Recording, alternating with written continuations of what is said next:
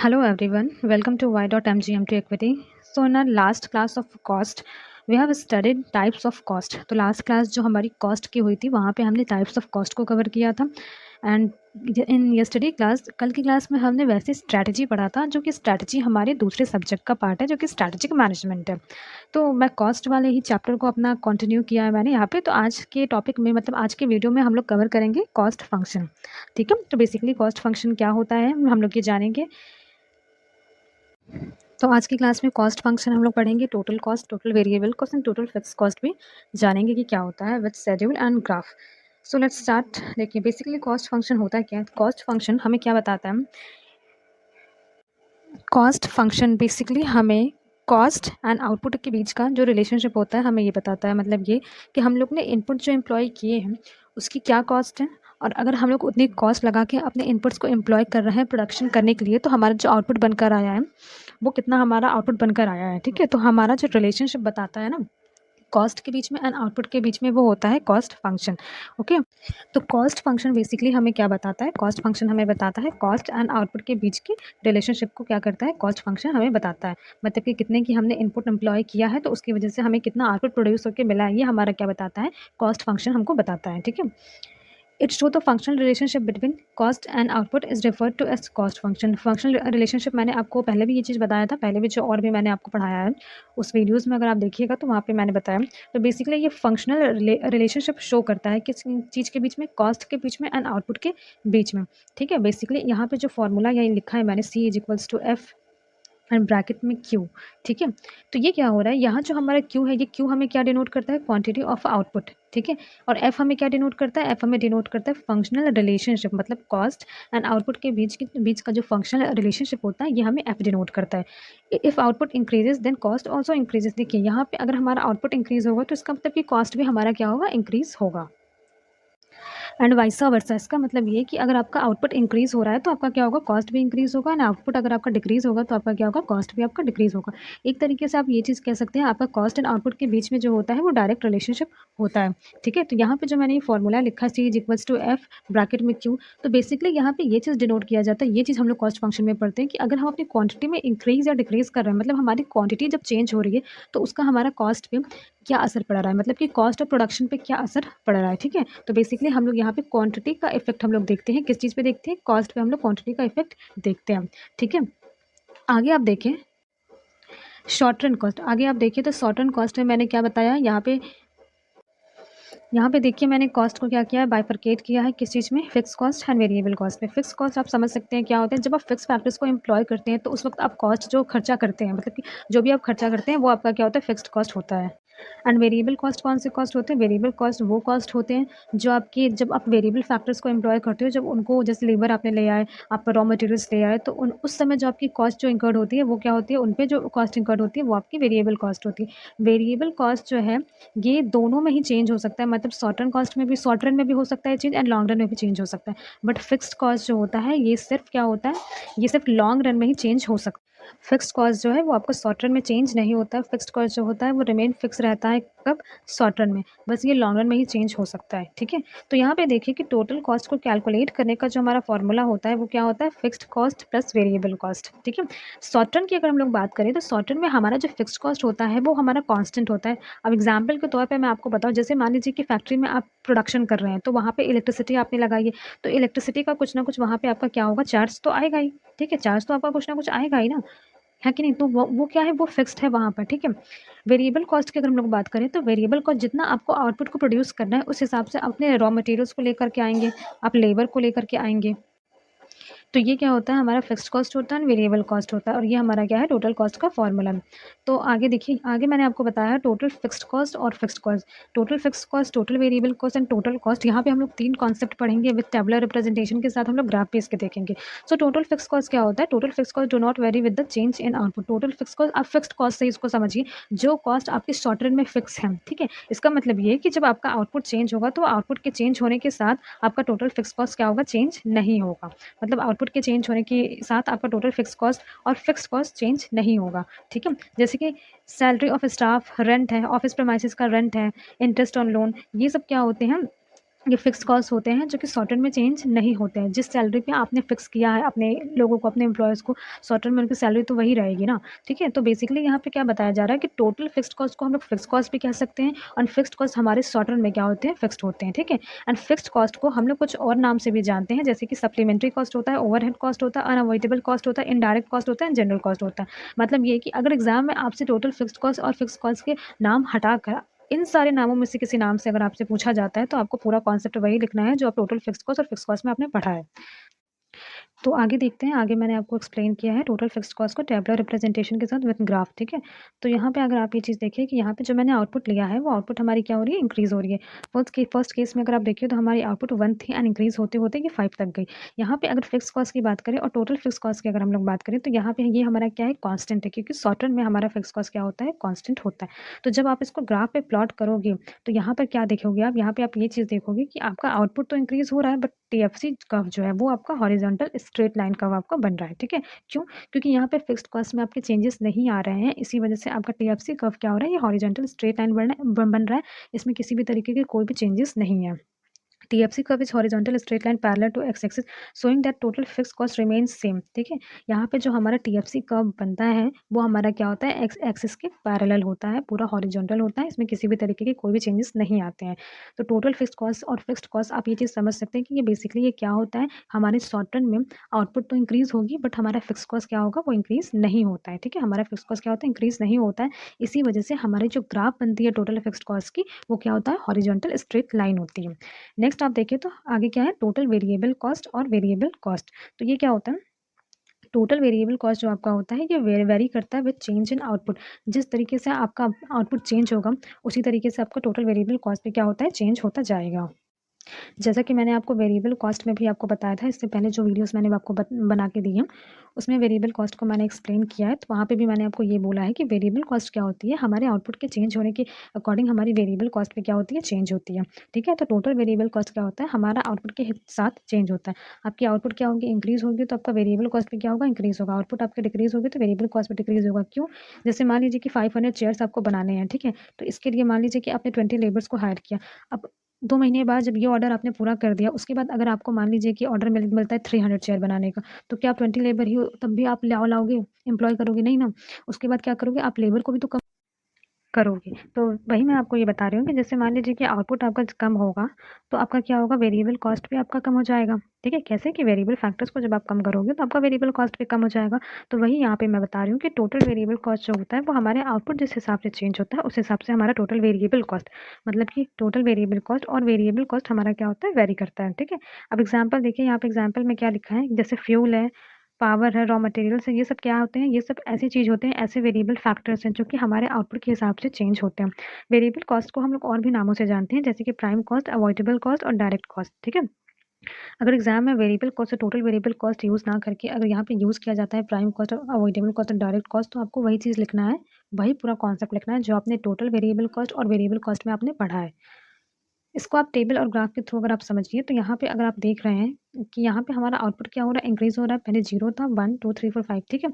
First case में यहाँ पे देखिए कि जब आपका आउटपुट 0 था, तो यहाँ पे वेरिएबल कॉस्ट क्या है, 0। क्यों वेरिएबल कॉस्ट 0? क्योंकि वेरिएबल कॉस्ट जो होता है, वो आप आपके आउटपुट के वेरी करने के हिसाब से वो भी वेरी करता है। मतलब कि जैसे-जैसे आपका आउटपुट चेंज होगा, आउटपुट इंक्रीज़ होगा तो वेरिएबल कॉस्ट इंक्रीज़ होगा, आउटपुट डिक्रीज़ होगा तो वेरिएबल कॉस्ट डिक्रीज़ होगा। तो जिस तरीके से आउटपुट आपका रिस्पॉन्ड करेगा, उसी तरीके से आपका वेरिएबल कॉस्ट भी रिस्पॉन्ड करेगा। इसीलिए यहाँ पे फर्स्ट केस में अगर आप देखिए, तो यहाँ पे जब आपका आउटपुट 0 है, तो यहाँ पे टोटल वेरिएबल कॉस्ट भी आपका 0 है। सेकंड से अगर आप स्टार्ट करें, तो यहाँ पे देखिए कि जब आपका आउटपुट 1 प्रोड्यूस होकर के आया है, तब यहाँ आपका वेरिएबल कॉस्ट कितना लगा है, 5 लगा है, ठीक है? इसी तरह जब आपका आउटपुट थोड़ा और इंक्रीज़ हुआ, जब 2 हो गया, तो वेरिएबल कॉस्ट थोड़ा आपका और इंक्रीज़ हो गया, 8 हो गया। फिर जब आउटपुट और इंक्रीज़ हुआ, जब आउटपुट 3 हुआ, तो वेरिएबल कॉस्ट आपका क्या हुआ, 12 हो गया।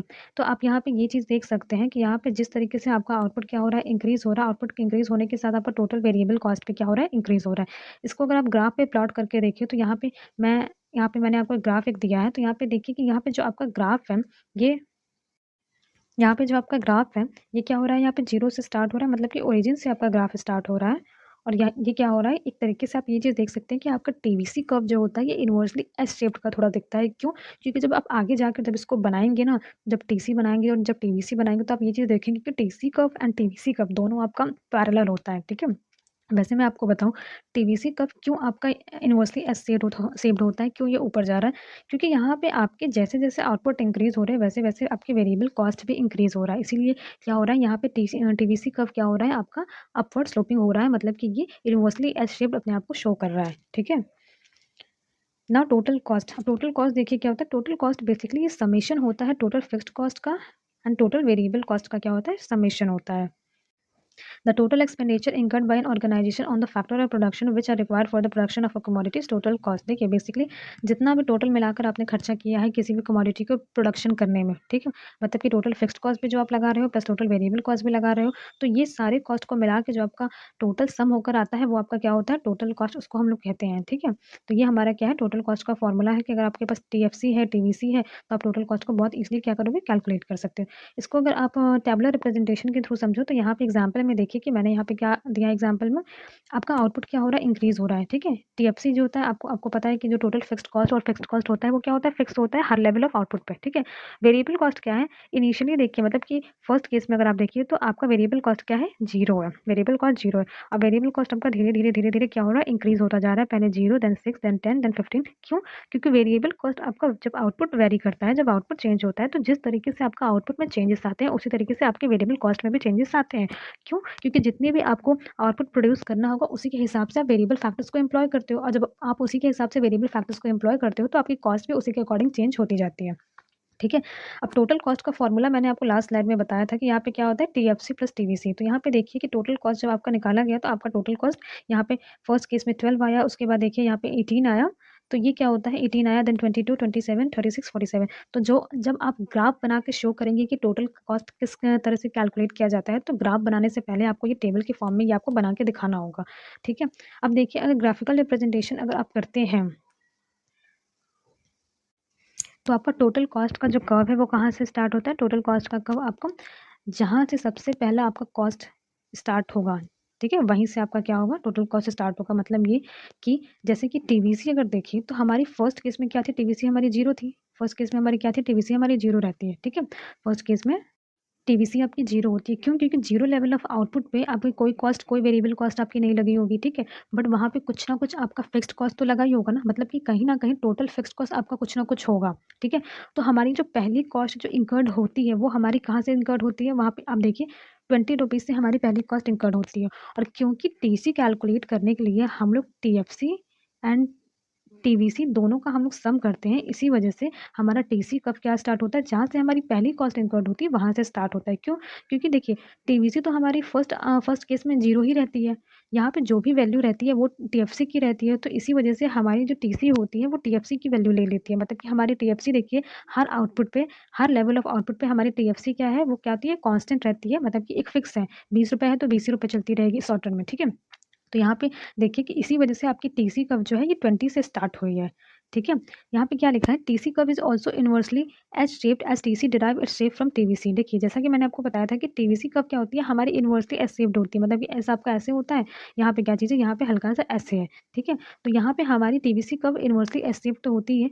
टीवीसी कर्व क्योंकि चेंज होती है, इसी वजह से हमारी टोटल कॉस्ट की कर्व जो है वो टीवीसी कर्व को कॉपी कर लेती है। क्यों? क्योंकि हर लेवल ऑफ आउटपुट पे हमारा टोटल फिक्स्ड कॉस्ट क्या होता है, वो कांस्टेंट होता है, ठीक है? इसी वजह से जो हमारी टीसी कर्व होती है वो भी एस शेप्ड हो जाती है। क्यों? क्योंकि हमारी टीवीसी कर्व भी अपने आप को इनवर्सली एस शेप्ड शो करती है, ठीक है? TC is equal to TFC ₹20 at 0 output. यहाँ पे टोटल कॉस्ट क्या होता है, ये 0 आउटपुट पे टोटल कॉस्ट हमारा ₹20 होता है। क्यों? क्योंकि टोटल कॉस्ट को कैलकुलेट करने के लिए हम TVC as well as TFC दोनों को हम लोग ऐड करते हैं, ठीक है? इसी वजह से जो टीसी कर्व होती है वो कुछ ना कुछ कॉस्ट लेकर के स्टार्ट करती है, मतलब कि कुछ ना कुछ कॉस्ट लेकर स्टार्ट करने का मतलब या कि ये 0 से कभी स्टार्ट नहीं होगी, कभी 0 से स्टार्ट नहीं होगी। क्यों? क्योंकि 0 लेवल ऑफ आउटपुट पे भी कुछ ना कुछ टीएफसी कर्व हमारी क्या होती है, हमारी टीएफसी जो होती है मतलब टोटल फिक्स्ड कॉस्ट जो होता है कुछ ना कुछ इनकर्ड हो रहा होता है। जैसे कि मान लीजिए कि आप फैक्ट्री में इलेक्ट्रिसिटी का अगर यूज़ कर रहे हैं और मान लीजिए कि आप प्रोडक्शन नहीं कर रहे हैं, तो इलेक्ट्रिसिटी अगर यूज़ हो रही है तो ज़ाहिर-सी बात है कि इलेक्ट्रिसिटी का कुछ ना कुछ बिल तो आएगा ही। तो वो क्या है, वो आपकी फिक्स्ड कॉस्ट में आ गई, ठीक है? यहाँ पे क्या लिखा है, TC and TVC curve parallel to each other as vertical distance between them is TFC which remain constant at all output level. यहाँ पे टीसी एंड टीवीसी कर्व जो होती है वो क्या होती है, एक दूसरे के पैरेलल होती है, एक दूसरे के साथ ही चलती है। दोनों क्या होती है, इनवर्सली एज शेप्ड होती है। एंड इन दोनों के बीच में जो वर्टिकल डिस्टेंस जो होता है, वर्टिकल डिस्टेंस होता है बेसिकली ये क्या करता है, ये टीएफसी को शो करता है। ये डिस्टेंस बेसिकली क्रिएट ही इस वजह से होता है, टीएफसी की वजह से, मतलब टोटल फिक्स्ड कॉस्ट की वजह से क्या होता है, ये डिस्टेंस क्रिएट होता है। ठीक है, क्योंकि टोटल फिक्स्ड कॉस्ट हमारे हर लेवल ऑफ आउटपुट पे क्या होता है, कॉन्स्टेंट होता है। अब मैं आपको ये चीज़ बताऊंगी कि रिलेशनशिप क्या होता है। अब मैं आपको बताऊंगी कि टीसी मतलब total cost, TFC total fixed cost and total variable cost के बीच में रिलेशनशिप क्या होता है। सो टीएफसी जो होता है मतलब टोटल फिक्स्ड कॉस्ट जो होता है वो क्या होता है, वो हर लेवल ऑफ आउटपुट पे हमारा क्या होता है, सेम होता है। Total fixed cost remain the same no matter how much is produce, कितना भी प्रोडक्शन किया जाए टोटल फिक्स्ड कॉस्ट हमारा क्या होता है, सेम होता है, मतलब कांस्टेंट होता है। Total cost and total variable cost curve are inversely S shaped. जो टोटल कॉस्ट होता है, टोटल वेरिएबल कॉस्ट जो होता है वो क्या होता है, वो इनवर्सली एस शेप्ड हमारा कर्व होता है, जैसा कि मैंने आपको बताया। और ये इनिशियली ये इंक्रीज होता है, मतलब राइज करता है डिक्रीजिंग रेट से, एंड उसके बाद वो इंक्रीजिंग रेट से इंक्रीज करता है। अब क्यों ऐसा होता है, यहाँ पे ये चीज़ देखिए। देखिए स्टार्टिंग में क्या होता है कि हमारा प्रोडक्शन जो होता है थोड़ा सा होता है, जैसा कि मैंने आपको टैबलो रिप्रेजेंटेशन के थ्रू दिखाया था कि हमारा क्या हो रहा था, जो आउटपुट था स्टार्टिंग में 0 था, फिर 2 था, फिर 6 था, 8 था, ऐसे था। तो स्टार्टिंग में जो आपका जो आउटपुट होता है वो क्या होता है, कम होता है, इसी वजह से वहाँ पे क्या होती है, डिक्रीजिंग रेट से राइज करती है। ठीक है, उसके बाद वो इंक्रीजिंग रेट से क्या होती है, कॉस्ट इंक्रीज करना शुरू कर देती है, क्योंकि जैसे-जैसे आउटपुट आप इंक्रीज़ करते हैं, वैसे-वैसे आपकी कॉस्ट भी क्या होती है, इंक्रीज़ होना शुरू हो जाती है। इसके पीछे जो रीज़न है, वो रीज़न क्या होता है, the law of variable proportion. Law of variable proportion क्या शो करता था, जो हमने पढ़ा था, वहाँ पे हमने क्या देखा था कि जो हमारा टोटल प्रोडक्ट होता है, वो इनिशियली क्या करता है, इनिशियली वो इंक्रीज़ होता है इंक्रीजिंग रेट से, देन डिमिनिशिंग रेट से, देन वो क्या करता है, नेगेटिव रेट से फॉल होने लगता है। तो उसी को रीज़न बना करके यहाँ पे ये चीज़ बताया जा रहा है कि जो टीसी एंड टीवीसी कब होता है, वो इनवर्सली एस शेप्ड होता है, और इनिशियली मतलब स्टार्टिंग में वो राइज़ करता है डिक्रीजिंग रेट से, देन उसके बाद इंक्रीजिंग रेट से राइज़ करता है। क्यों? क्योंकि स्टार्टिंग में जो हमारे आउटपुट का प्रोडक्शन होता है वो कम होता है, तो वहाँ पे कॉस्ट कम लगता है, एंड धीरे-धीरे क्या होता है, धीरे-धीरे हमारा आउटपुट जैसे-जैसे इंक्रीज़ होता है, वैसे-वैसे कॉस्ट भी इंक्रीज़ होता है। ठीक है? तो थर्ड पॉइंट यहाँ पे क्या आता है कि at 0 level of output TC is equal to TFC. क्यों? क्योंकि मैंने आपको ये चीज़ बताया है कि ज़ीरो लेवल ऑफ आउटपुट में जो हमारा वेरिएबल कॉस्ट है वो ज़ीरो होता है, क्योंकि हमारी वेरिएबल कॉस्ट आउटपुट के साथ वेरी करती है। ठीक है? जैसे-जैसे आउटपुट इंक्रीज़ होगा, वेरिएबल कॉस्ट हमारी क्या होगी, इंक्रीज़ होगी। आउटपुट डिक्रीज़ होगी तो वेरिएबल कॉस्ट डिक्रीज़ होगी। एंड टीएफसी जो हमारी क्या होती है, ये हमारी कांस्टेंट होती है। तो यहाँ पे लास्ट पॉइंट देखिए, लास्ट पॉइंट क्या है कि total cost and total fixed cost curve start from same point above origin. यहाँ पे देखिए कि जब total cost total fixed cost की जब इक्वल हो जाती है जीरो लेवल ऑफ आउटपुट पे, तो आप ये चीज़ समझ सकते हैं कि ये स्टार्ट ओरिजिन के ऊपर ही होती होगी ना। तो यहाँ पे वही चीज़ लिखा है कि total cost and total fixed cost क्या होता है, ये हमारी ओरिजिन के ऊपर से ही स्टार्ट होती है। ठीक है, ओरिजिन के ऊपर से स्टार्ट होती है, जहाँ से हमारा फर्स्ट कॉस्ट इंकर्ड होता है वहाँ से। ठीक है, देन उसके बाद क्या है, the vertical distance between TVC curve and TC curve is equal to TFC.